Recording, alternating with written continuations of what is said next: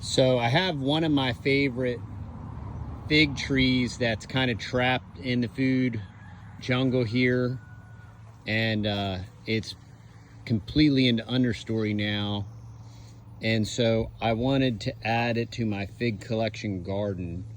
So I wanted to show you a really quick propagation strategy. It's called ground pegging. So I took this low-lying limb, right? It's got a lot of good growth on it.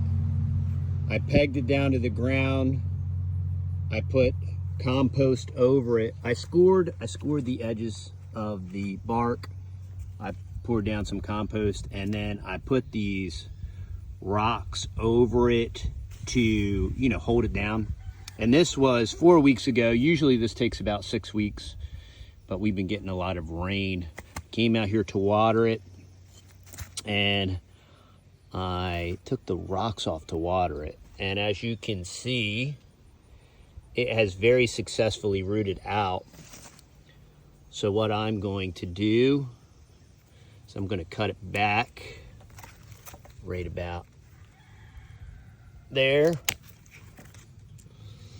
And then I'm going to very carefully, what you want to do is kind of, you can see the root growth here. So you want to kind of not damage as much of this root growth as you can. This has a ton of growth because this is completely, I'm going to pause this and come back.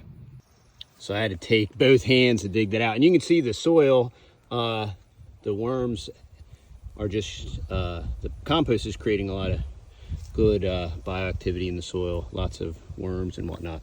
But now I was able to, I wanted to show you this root mass that was created. So that is an incredibly viable tree there.